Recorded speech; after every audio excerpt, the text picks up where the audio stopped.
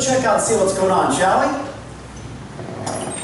I am so excited to see what's going on in my backyard today. Again, today is just the foundation, but it will give you an idea of how great and how big this project really can be.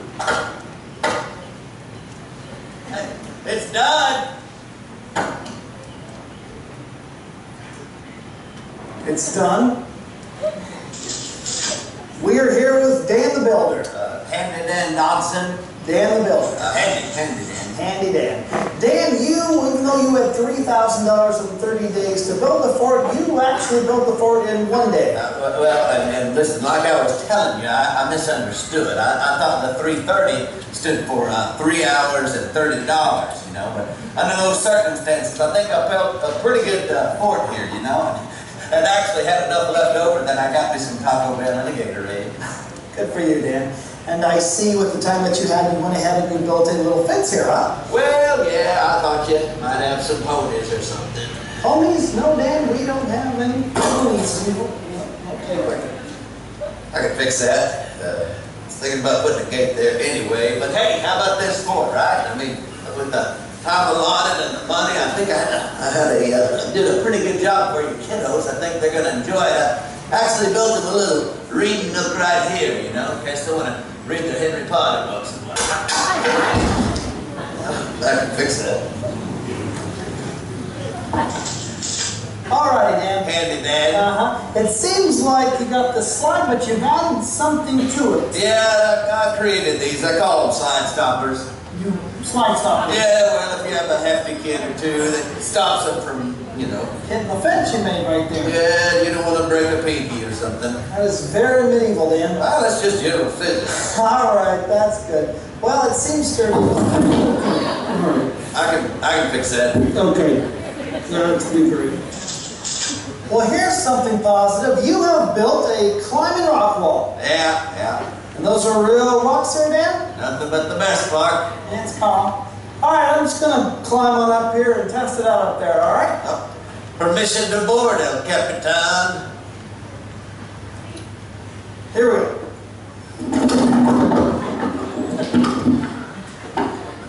I can fix that. Well, this is the first on 330. Dan the Builder. Handy Dan. Handy Dan is basically... I can fix that. Dan, please, just calm down. This is sand. Dan, can you explain this to me? Yeah, that's foundation, boss man. The foundation is made of sand! Well, technically it's a foam slab on sandy loam. That's why it sways, Dan! No, not that sort can withstand an earthquake. This thing couldn't withstand an earthquake. This thing couldn't withstand a light rain. It couldn't even withhold my 4th grade son! Well, he is kind of husky. You built the fort on sand, Dan! The foundation is everything! Don't keep wishing that you're gonna break it!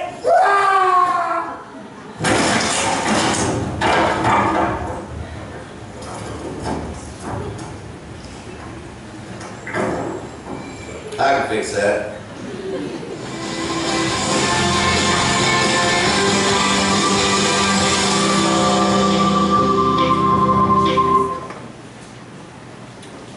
What a question. What are you building your life on?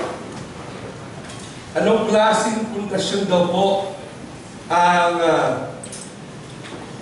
pamilya mo nakataguyod at ang iyong buhay?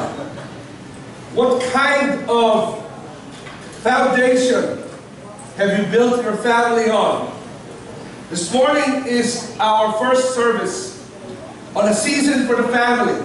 Sa mga baguhan po sa IBC.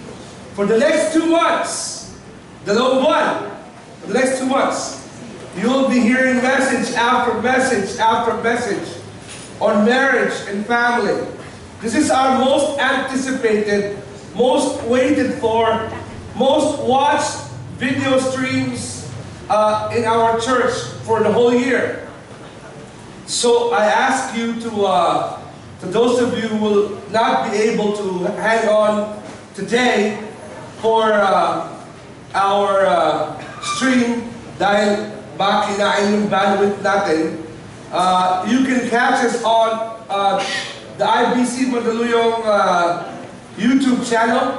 You can download stuff from there. You can, well actually it's on Facebook Live also this morning. So we'd like to encourage you to take hold of those technologies. Sayang naman kung hindi nyo sasabayan yung teknolohiya. If you all go on stream, you'll have a hard time. So, do watch and wait for us today. Foundations are important. Foundations are important. Once a building is built, there's no recovery. There's no recovery. Pag isang building, tulad ng building na ito, no matter how much or how nice you build it on it, unless tama yung foundation, it will all go down. Babagsak siya. Kahit anong ganda ng building, kahit imported yung materials, it will all keep crashing down pag mali yung foundation. No? How we wish, I would like to take a moment first to thank all of you for those who were there yesterday at the Game Changer event. I so appreciate our churches, our ministries there for coming. Hindi po tayo kabahagi ng PCEC. But man, you guys did more stuff than those guys. And you did it on your own. It just goes to show the foundation upon which this church is built. Any cause of Christ,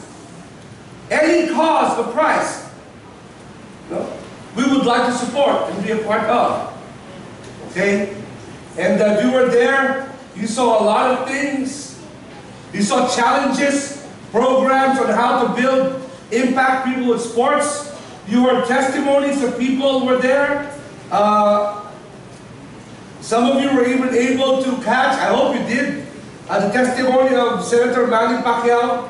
I so appreciate the fact that he did not talk about boxing. Sobrang na-appreciate ko yun. Normally, pagka ikaw yung sikat, ipagmamayabang mo yung mga nagawa mo. Tama? And I so appreciate the fact that he did not talk about how much he has been blessed with what he has. Ilang tao na natulungan, ilang bahay na meron siya, ilang ganito, gano'ng karaming pera. Usually, yung pinag-usapan kuminsan pati mga pastor, mahilig magbuhat ng sariling bangko. Si Kristo lamang po ang naitaas doon sa testimony niya. I so appreciate that. Wala ka marinig na nung nanalo ako lang, samantalang in-learn naman niya yun.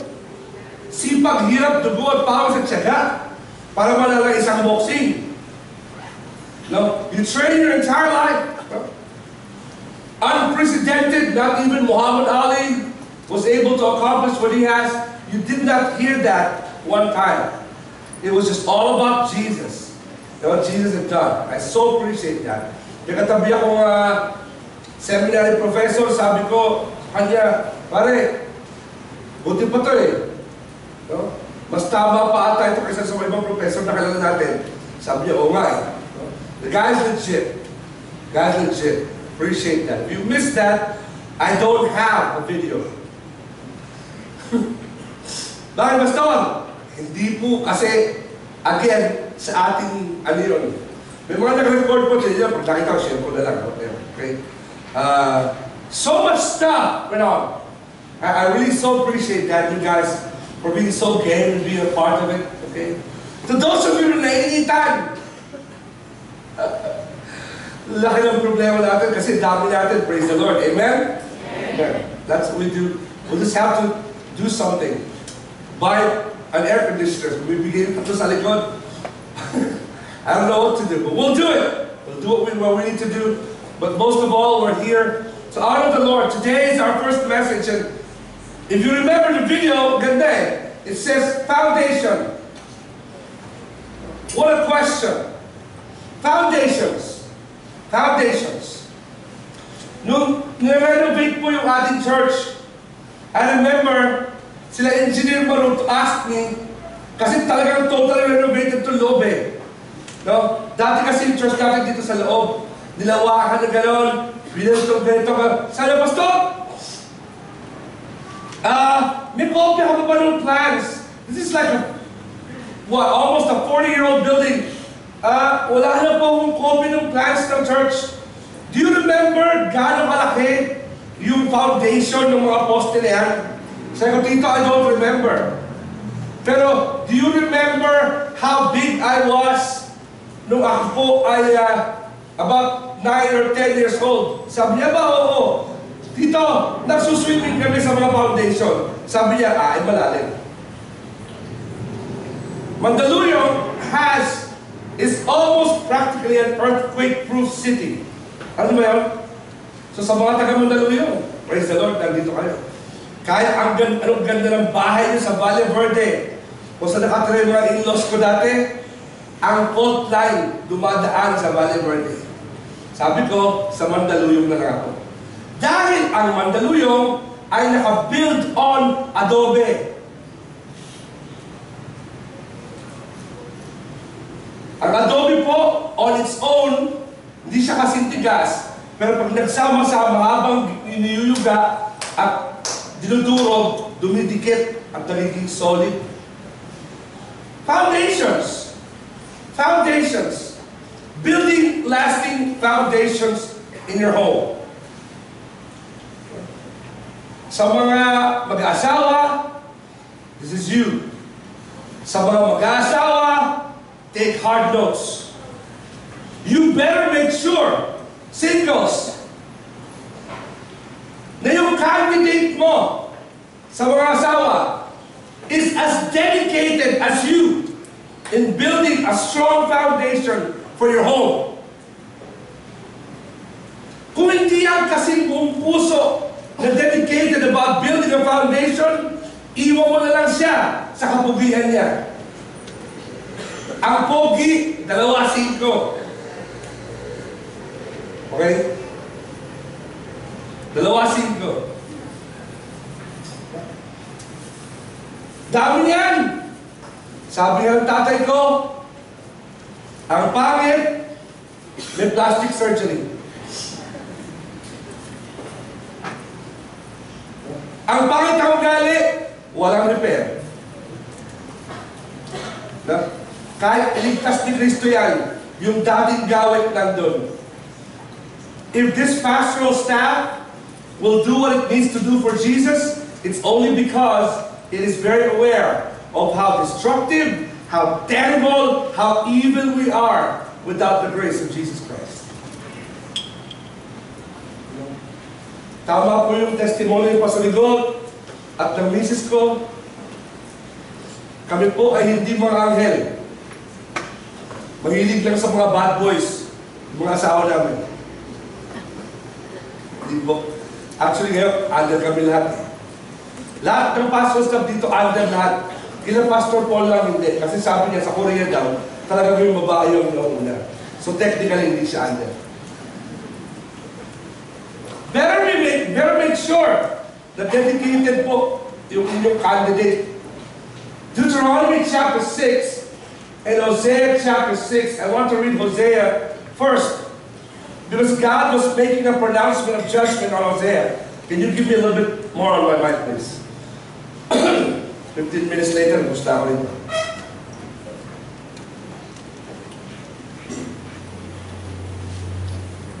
Hosea chapter 6. The prophet Hosea, being used by God to render ng judgment on the people of God in the book of Hosea. Sabi niya, my people are destroyed. Ano na sila eh? Naging slaves na. Hindi mo galing kay Solomon, nagtindi ngayon, alipin na. My people are destroyed because they don't know me. Since you priests refuse to know me, I refuse to recognize you as my priests.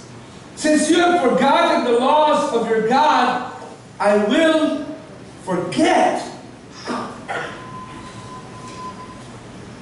Pastor, kala ko ba si God, hindi siya nakakalimot? Hindi.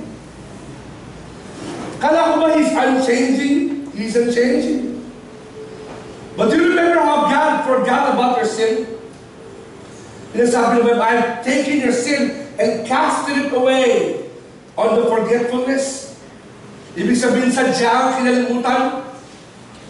I will forget to bless your children. Wow! Saan po ba nang galing yung verse na yan? Bakit ganyan kataintim yung galit ng Panginoon? Because in Deuteronomy chapter 6, the Israelites, narito hundreds of years before, the Israelites were about to go into the promised land. No? Yung lupang pangako, papasok na sila.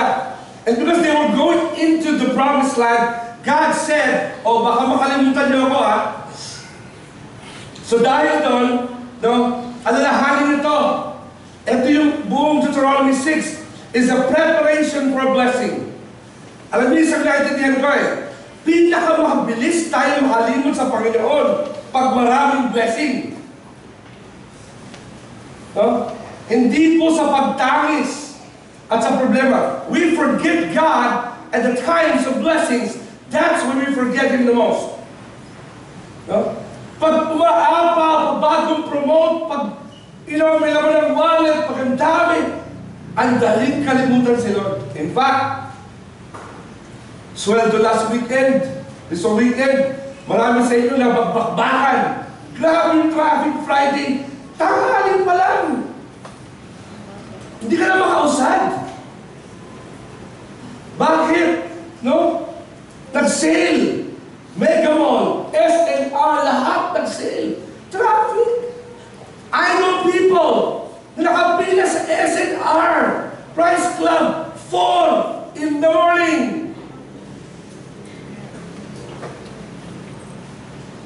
Para makauna sa sale. Some of you nag-aabang ng sale today, weekend sale. Sabihin niyo sa isip niyo, Pastor, bilisan mo. Planado na yung sale na bibilihin ko. Di naman sa kailangan galitan ko kayo. Animal po kayo. Kung plano-plano na yung gagastusin mo, plano mo ba yung offering mo?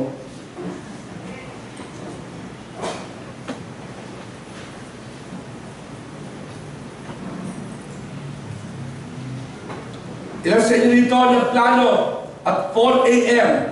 how you plan to meet God today? Excited! Nakaabang sa parking ng church. Baka maunahan ako ng parking.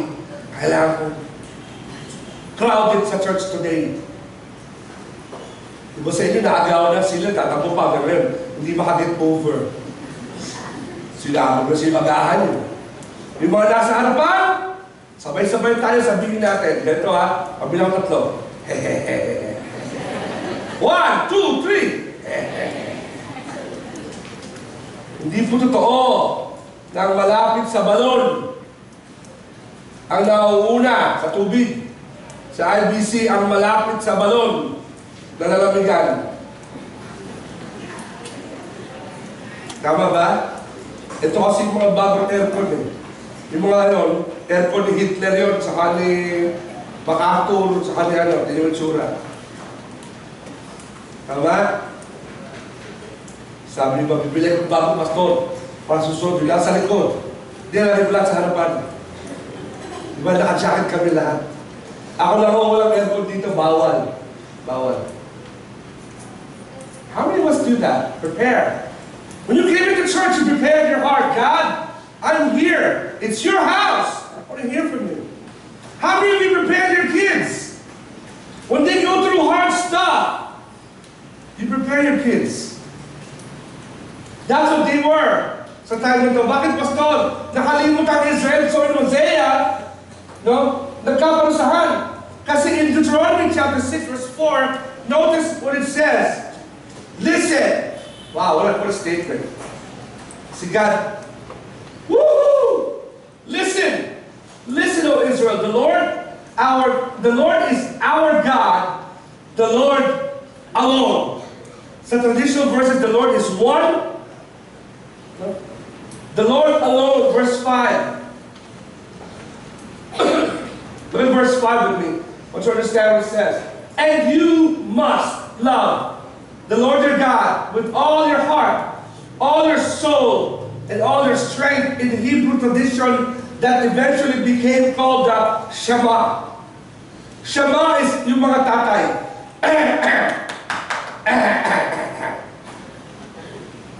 Mga tatay, pasensyahan. Taya kayo, 2 buwan, ha? Sama ako nun. Sabi ng mga misis, hey, man, ganito din ako. I love you, Pastor. Mga tatay, daddies, ang nagturo sa mga anak niyo mag-toothbrush, yung nanay. Nagturo gumising sa umaga, yung nanay. Nagturo lahat, nanay. Tama? Please go to verse 6. I just want to prove my point. Sorry. Go to verse 2. Back up. Kasi baka yung mga ibang tatay dito, ayaw sumunod eh. Yeah. Atas ka verse 1. Para makita natin. Sorry. These are the commands and decrees of the Lord that I'm about to, the land you're about to enter and occupy. Verse 2. If you go to verse 2, what it says, and you and your children, teach it to your children, your grandchildren must fear the Lord your God, as long as you live and obey all the decrees and commands of the Lord, for you will enjoy a long life. Verse 3. And listen closely, Israel, I will be careful to obey. Then all will go well with you, and you will have children in the land flowing with milk and honey, just as the Lord your God has blessed you, promised to bless you. So importantly, the roles of fathers today.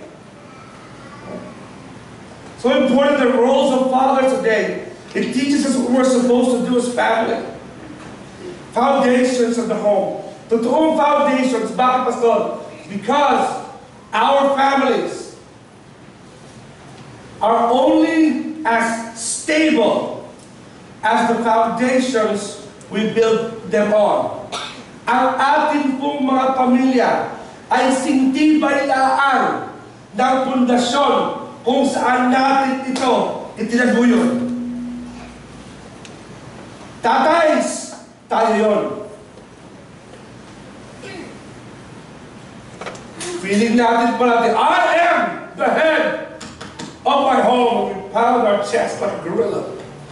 I'm the head of my home.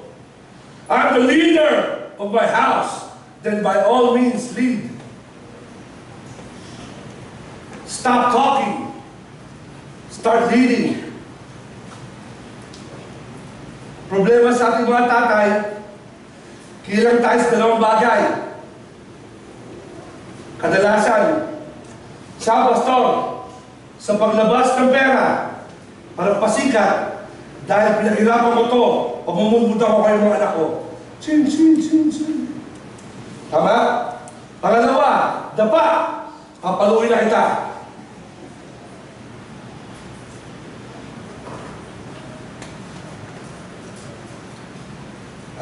Pang-pension, saka punishment lang tayo. Mga tatay. We're only known for pensioning our children to show them how good a provider we are. And punishment. Lino ng verse eh.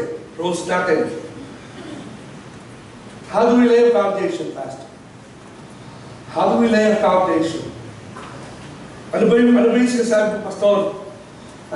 Any foundation apart from God will become destroyed. No?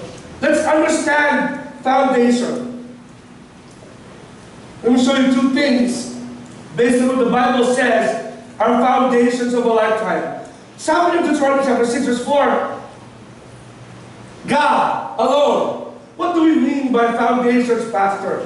That will last a lifetime. No? That will last a lifetime. How do we do that? One, if you want to build a good foundation, they are to hear the truth continually. They are to hear the truth continually, a constant and continuing practice of passing the faith along. A constant and continuing practice of passing the faith along. When we teach our families the truth, the word, they will be free from confusion. Ano ba yun? The Bible says in John, the truth sets free. The truth sets free. The truth sets free. Na magpapalaya daw po ang kahit anong kasalanan, kahinaan, kasamaan, pag tinanggap bilang katotohanan, nakapagpapalaya. The truth sets free. Stop dressing up your philosophy and look at the Word of God. Ano ba sabi ng Word doon? Pastor, ano dapat marinig ng mga anak ko o ng pamilya ko tungkol sa truth of the Word? Dalawa lang handa. One, Jehovah is unique. God is unique. Important yung unique. There is no one, there is only one God. It comes from the Hebrew word echad. Echad means he stands alone. No one is allowed to stand with him. All others are counterfeits. Ha, Pastor, tutulong kayo sa anak ko, nag-pray kami. No? Nag-pray kami ng mga anak ko, nag-pray request ako, ganyan. We pray before we eat. You don't understand, do you? What did it mean that Jehovah is one or God is one? Jehovah is unique. Huh? Ang problema sa home today, we live in a house, we run our house with the appearance of there's only one God, Jehovah, but in reality, we live a plurality. Our reality is a plurality. Bakit, Pastor? Kasi po, ang daming kakompetisyon ng Panginoon sa buhay natin.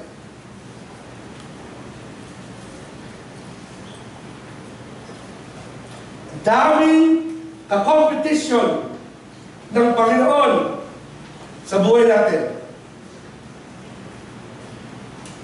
And on a practical basis, if you get more upset with your child because they did not get a good grade, then you are more upset because they don't want to go to church, you're living a plurality. If you live and govern your house and tell your children, maintindihan naman ni Lord, you live a plurality. God is not alone.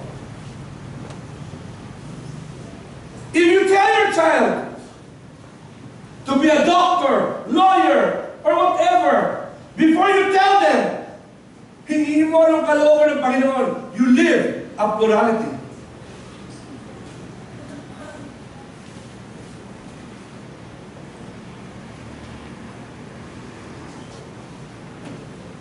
If you give your child money and you ask them to thank you before they thank God, you live a plurality. Maraming Diyos sa bahay mo. Bata pa po kami. I can't take credit for it because I grew up in it. Ang mami at daddy ko, pag baon sa eskwelahan, baon. Noong panahon po namin, 50 centimos. Grade 1, baon na yun. No, late elementary na ako, 5 pesos, baon na yun. Bakit, Pastor? Kasi yung piso, meron ka na sa RC. Ano ba, Pastor? Yung 50 sa mga taga-JRU, noong unang panahon, JRC pa yun, sa kantin, may kasabak 50 centavos yun. Pastor, 150 pala yung ginagastos mo. Para sa 350, pang date. Then, invite po ako. Ang bigay ng nanay ko ng 5 pesos, ang bibigay sa'yo, 450. Understood na yun. Anong understood, Pastor? Understood na po yun. Na yung 50, 10% sa Panginoon. Pastor, hindi ako naniniwala sa 10% tithe. Ako din. Kasi pang Old Testament po yun. 10% tithe is the minimum. That's the base. In the New Testament, the Bible says, give as you love. Nung nabibuild tayo ng building na to, dumaan kami ni Pastor John D. and the staff, kami nila Pastor Deuce, nila Pastor Ray, ginagawa yung bubong. That's 2.5 million. Stop kami on the tracks. Ala ng pera. Sinagad namin. Yung tatay ko po, in a living coma for 13 and a half years. Yung nanay ko, sabi niya ganito, anak, ito ang 75,000. Sabi ko, ma, sa kayo kumuha na 75,000. Ang daddy, 10,000 a month, gamot pa lang. Labas pasok sa ospital. Yumaw na po sa langit ng tatay ko, nababayad pa yung brother-in-law ko ng utang eh. Sa sobrang dami niya ng utang, pinag-credit card niya, gumaganda yung credit card niya, imbis na pumangit. Kasi akala ng mga tao na maraming pera to. Yung pala, pinababayad lang sa ano. No? Sabi ko, ma, sa kayo harap ng 75,000, nag-usap na kami ng daddy mo. Sabi ko, ano kayo nag-usap? Si daddy nakahiga eh. Semi-comatose nga eh. Pero sa mata, nakapagsalita siya, kumukurap lang. Sabi ng mami ko ganito, binenta namin yung mga alahas, speaker. Sabi ko, ma, nung panahon ni daddy kayo yung pastor, ayos lang. Pero ma, ako na to. Hindi dapat labas na kayo sa usapan na to. Hindi na, binenta ko yung mga alahas. Dito. Ituloy mo sa church para matapos. Una, we were still 1.5 million away from finishing the building. Sa mga nandito ng panahon na yun, bigla tayo nagkaroon ng boost ng 75,000. You know, I announced that from an unknown donor. Now you know who was the donor. Ang sabi sa akin ng nanay ko ganito, huwag, napagalitan ako eh. Professor po ako ng teolohiya, napagalitan ko ako. Anak, huwag mong pakilaman ang pangungusap ng Panginoon sa amin. At sabi ko with my doctorate degree, opo. Kumatos na yung asawa, natuturo pa eh. Ano tinuturo niya? Sa Panginoon, wala siyang kakompetensya. Pag nagkaroon ng crush ang boyfriend, ang anak nyo, na binata o dalaga, at ang iyong prayers, ang sinabi sa anak mo, abala, mukhang mabait naman, at may ambisyon, yan, you are living a plurality. Kaya kalaboso yung mga kabataan na yun eh. Mga magulang, walang buto sa likod. Sabi ko sa anak ko dati, anak, yung pangalan, di ba nilumpuhin na lang kita at alagaan kita habang buhay kaysa pabayaan ko tapon mo yung buhay mo. Pastor, that's child abuse. Tayo mo, magulit, duwag. Tapos tatakbo kayo sa akin pag nagkagulo-gulo yung buhay ng mga anak mo. Ayaw nyo manindigan. If you make God negotiable, your children will make God negotiable. Pag ang Panginoon pwedeng disposable, pwedeng talikuran kung kailan, pag hindi convenient, pwede tayo magdamag church, pwede dyan yung pastor, kung tayo mahalin sa Panginoon, pagka ganito, then you make God negotiable.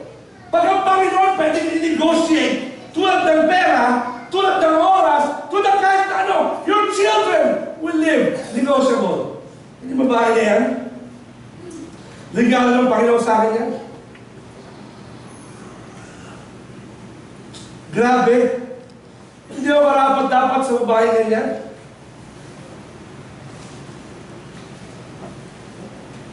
Sabi ko sa tatay ko, Dad, parang actually siya lumapit sa akin. Nagugustuhan ko po yung siya. Anak ni Tita Tess. Sabi ng daddy ko, gusto mo ba talaga yan? Sabi ko, Dad, parang, oo eh. I've asked my kids the same question. Ikaw ba talaga gusto mo yan? Ask the same question. Alam mo sagot niya? Pag-pray natin, grabe saya. Sipin mo si Gabino Tika, magpe-pray kasama ko, panalo yun. Parang nakakapit mo si Michael Jordan. Hindi naman po sa pagmamayabang. Kahapon, libo-libong tao nandun. Halos karamihan po ng tao doon, produkto ng aking ama. Nawala na sa mission natin, ginagamit pa ng Panginoon. Sino yung kasama magpe-pray? Sabi ko, sige Dad, pray tayo! Sabi ko, okay, pag nag-pray ako, ganito magpe-pray mo, sasabihin na sa akin ha. Eh, siyempre ako naman oo. O Dad, sige, pray tayo, pray. Pray tayo. Lord,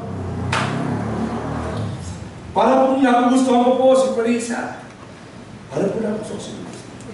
Hindi ko po alam kung kalooban niya sa akin. Hindi ko po alam kung kalooban niya sa akin. Ito na, sasabihin ng daddy ko ganito. Sana po maging kalooban.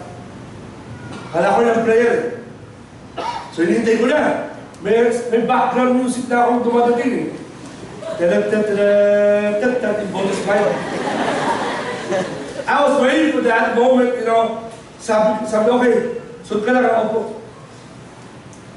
At Lord, sabi ko, Lord, kung hindi siya kalooban mo,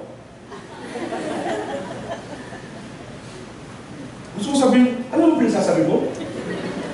Kung hindi siya ang kalooban mo, siniko ko, sumunod ka, sabi mag-pray tayo. Kung may kasama ng kamot eh, kung hindi siya yung kalooban mo, alisin mo, ayaw naman.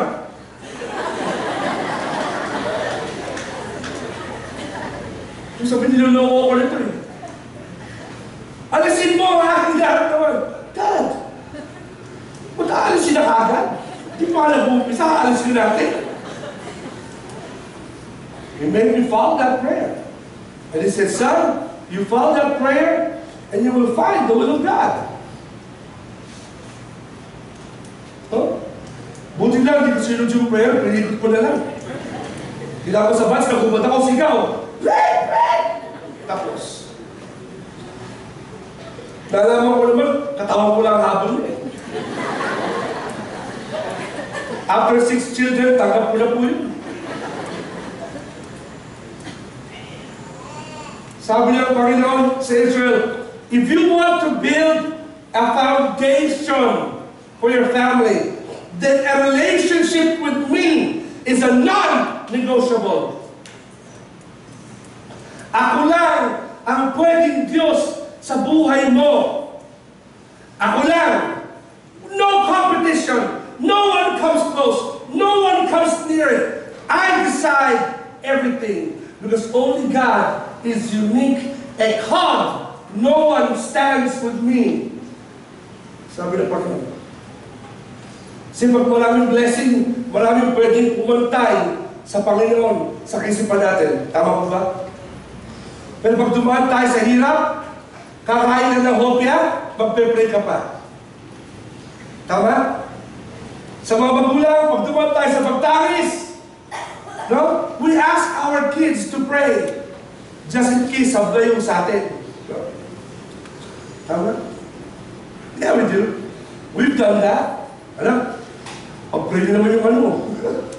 Crazy. Pero pag tayong blessing, oh, we forget so easily. Lastly, sabi ng hear the truth continually. Not only should we teach our kids that Jehovah is one, we should also teach our kids that He is unity. All things become whole in God. I love that word whole. W-H-O-L-E. Whole. Buo. Yun din po ang derivative ng word na echad. Sa Hebrew. No? which is complete. He is complete. He can be trusted. He can be trusted. Unity with God means all things are complete. Even the incomplete can be made complete. Even the nonsense, God can make sense. Even our mistakes. Even our mistakes, God can turn for our good. Even the trials, pag sa Panginoon nakataguyod, can be made right. Even the wrong decisions can be made correct when God is complete. Kasi lahat ng kailangan mo nandun. Kahit sumablay ka, kahit magkamali ka, kahit magkaroon ka ng misjudgment, because you forgot God, when you come running back to God, it will be complete. So yung seeds ko, Kuya Elmer, lahat kayo binigyan ganito eh. I think, sino may ganito? Kailangan niyo ba? Sabahay kayo.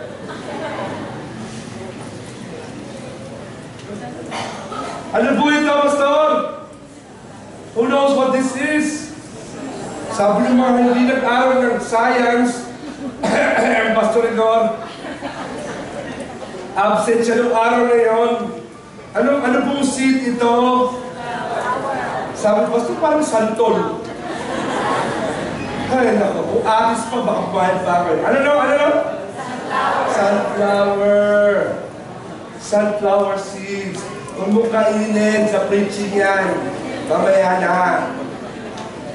Did you know that sunflower is a beautiful flower. Maraming kababaihan. Ito ang paboritong sunflower. So, ang ibig po sabihin ng James Lee ay blooming sunflower.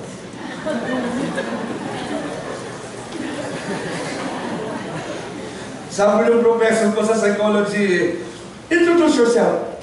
Something that we will remember. No? Yung katabi ko, Amerikano, sabi niya, Mansu! Man without fear. Sabi ng professor ko ba? Wow!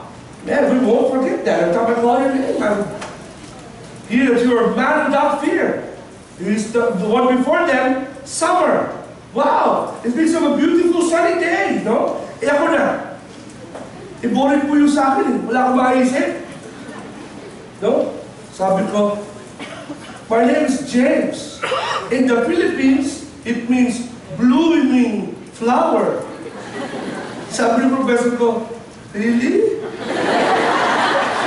Gusto sabihin, di mo tanong, sutukin mo ito, di ba tanong?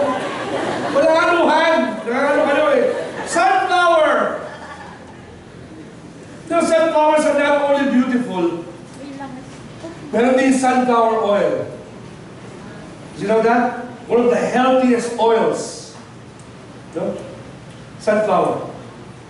Maraming potential ng sunflower. Sunflowers are called sunflowers because when they bloom, they face the sun. Hindi po kapayas ni Pastor Igor, present po ako nung tinuro yung science. Ito kasi puro cutting. Ako po present ako. The sun is called the sunflower because when they bloom, they will face kung saan yung sun. Sabi niyo ba sa inyo, yun pala yun. Akala kasi color ng sun. Kasama ka ba ni Pastor Gordon? Absent kayo? Sunflower. Beautiful picture. No?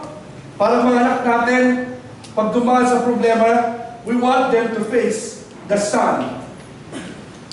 Humarap sa Panginoon. Para mga anak natin, when they go through the hardship of the ground, we want them to fight and bloom like a flower. No? No? Yeah. You know what the problem is? The problem with us parents? Sa mga magulang? Ito ang problema ng mga magulang. Tama, may dalawa ko na dito. Tatlo. Halika kayo tatlo dito. Get through my voice. Ano ba si Drew? Drew, halika dito. Ano yun? Totoo kahapon. Since last year, nakapag-perform na po kami. Sumasama na sa akin sa martial arts demonstrations. Of course, pagka ako'y magtuturo, pag siya na, ang dami kong coaching. Ano bakit? Kasi pag na-injury, yung totoong black belt, gugulpin itong 5th degree na to. Anong 5th degree? I will give you the 3rd degree burn. Right? Mahirap yun eh. Delikado kung nagipin tayo. But praise the Lord, I'm able to minister with these guys. Okay. Okay, ito. Kahit na ito. Pila kayo. Okay. Ito ginagawa natin. Diyan na kayo. In order. In order. Ito, this is the mistake we make bilang mga magulang. Talaga naman in order talaga yun. Masunurin ano? This is the mistake we make as parents. Ang gusto natin, kunin lahat ng seeds na to. Na pagtuturo, paggabay, pagsisipag, pag-asawa, pag-iingat sa pera. Kasi ang gusto natin, yan! Sige, mag-bloom kayo.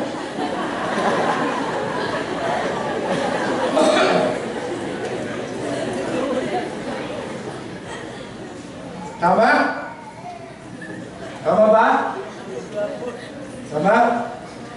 Kaya Mr. Matuto, alam ko yan kasi ganun po ako minsan, nasaktan. Hindi po ako labas sa pamamalo. Some of you think, kaya ako na-involved sa martial arts dahil I'm such an artful person. Hindi po kasi sabi ng tatay ko, mahilig ka pala sa away, tsaka pumasok at siya legal. Buti lang, Christian instructor namin. Kaya huwag niyo pag-aralin basta ng martial arts yung mga anak niyo. Dapat Christian tuturo. Okay? Sabi po kasi pag nagpag-away ka, babatahan ka na sinturong kahit hindi niya mag-iwait ka ulit. Kaya minsan sa atin, tuturo tayo, imbis na tanggapin nila yung turo, umiilag. Tama? Hindi nila nag-gets. Bakit sila pinagpala? Bakit sila nagkaroon ng problema? They don't understand what to do with pain, what to do with hardship, what to do with blessings, what to do with life, how to choose life, how to pray, how to learn. Kasi pinipilit natin isang bukos ng sins. Matutunan natin one sitting. Here! Get all of it! Matutunan natin yan. Sabi ko ng Bible, di ganun.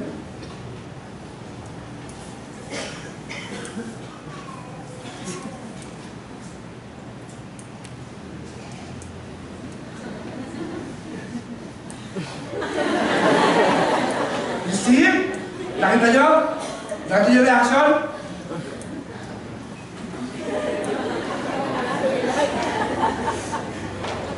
Tama? Nagtakuhan ko yung lahat. Bakit? Hindi dahil idol nila siya, siya pinakamalaking parangga. Kaya tuloy, tayo mga tatay, sa salita natin, kasama po ako doon. Kahit tama intensyon, nangingilag na agad sa pamilya natin. Kahit nasa tama tayo, even though we're right, they miss the whole point of the seed. They miss the purpose of why we're here. They miss the idea. Bakit ba importante ito? Why is this important? Hindi naintindihan. What we have learned in our life, the experiences we go through, the mistakes we made and continue to make without Jesus. Instead, imbis na makapagturo tayo, they either block it, deny it, repel it, but they never catch it. Kasi ang dapat gawin, ganito.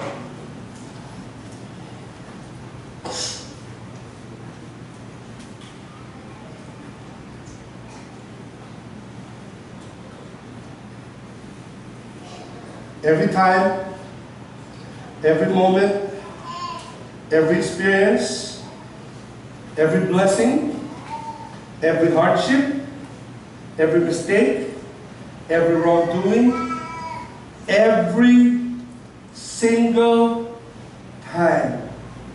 Sometimes feeling natin parang yung ginagawa sa tinuturo natin is useless kasi parang hindi naman sila nakikinig.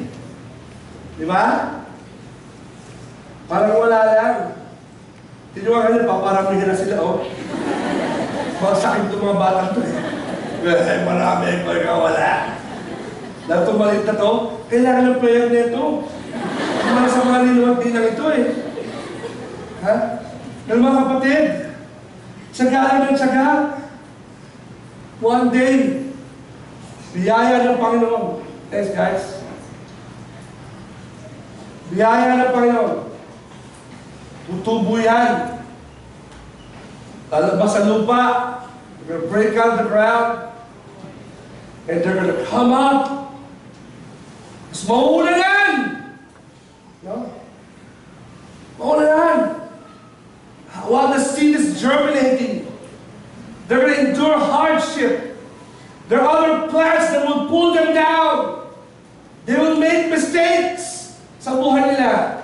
But my prayer, every time I remember, is that one day, when they begin to grow up, they will learn that everything they have, and everything they are, and everything they will be, they will use it and they will face the Son, S-O-N, Jesus.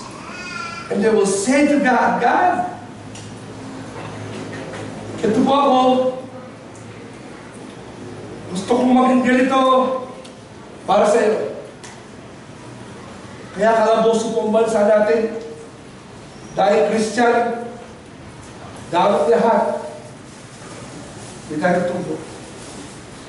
We have S-U-N, Son worshipers, but not S-O-N, Son, Heavenly Father worshipers. Because they don't understand the uniqueness of God and the unity of God. Fathers, I didn't preach to shame you. There are times, even my wife will say, "Babe, kagabi lang, haba na ng araw eh." No? Alas 4 ng umaga, gising na po kami, siya alas 3. Medyo pagod na po kami. O ano pa yung pinagbabasag ko doon? O ano pa yung pinagagawa namin doon? Nung gabi, diabetic pa. Medyo mainit na yung ulo ko eh. Bumulong yung misis ko, "Babe, pagod ka na." Gusto ko sabihin eh, "Hindi nga." "Babe, pagod ka na." Hindi naman niya ako ninaaway. Pagod ka na. Bakit? Dahil madaling ka na magalit. Uminte, ulo mo. Malit na bagay. Nagalit ka na. Ano yung sinabi ko? I am the father of my home. Di po. I am the king of the hill. I did not say that. Baka mapatuloy na tayo. Nanahimik po ako. Erase. Tahimik ka na lang. Alam mo, tama. Tama naman yung intentions natin. Kaya lang, minsan, binabalot natin sa ganito eh. No? Kasi pinapupukul natin eh. Kaya po hindi natututo. Mga bata. Kaya mga asawa natin, pamilya natin, isang intention, mali na kagad. Paano? Ang bilis mo pumasim eh. Hindi ko pa kalamansi. Konting bagay na alin ka kagad. No? Mga nanay, mga tatay, konting bagay, bad mood ka rin. No?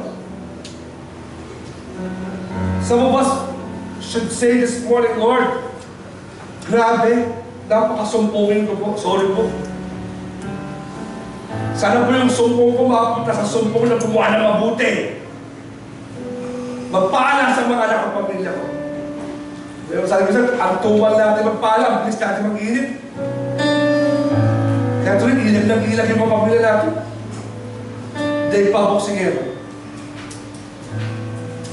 First Sunday, our home, foundation, seeds of faith. Let's lay it right. Dear Father, our Heavenly Father, we praise you and thank you for graciousness today. Lord, naintindihan niyo po, everything has been said, everything that needs to be done. Panginoon, ikaw po ang may taas, ikaw po mauna, magturo, Panginoon, sa amin, sa lahat ng mga. Help us, Lord, to be people, to be kids under you who will learn from you. Lord, help us, Lord, to be dedicated fathers and mothers. Lord, naunahin ka po who will make you unique, stand alone in our lives, no competition. Understand your completeness in our life. Na hindi mo kailangan, Panginoon, na kahit ano ba, everything can make sense in you. Help us to know that today. Help every father here this morning, Lord, to lay aside their pride. To lay aside, Lord, yung yabang, Panginoon, and fall flat on their face before you and say, God, kung di mo po ako tutulungan, yung pagpapalang tinatawag kong pamilya, na mahal ko, Panginoon, ako din po ang sisira. Help every mother here this morning to fall on their face before you and say, God, without you, ako, Panginoon, will be a heart of the home. Pero, Panginoon, in that heart, ako lang po laban. I will be selfish. I will be hurtful. I will be temperamental. It will be all about me. Help my life to be all about you. To the singles that are here this morning, Lord, help them, Lord, to look for a man and a woman after your own heart. No matter how long it takes to look for that one that runs hard after you. That is your will for every single person here. That is your will for every Christian here today. Your will for every father today. Your will for every mother here today. Help us to lay the right foundations. In your name we pray. Praising you now. Amen.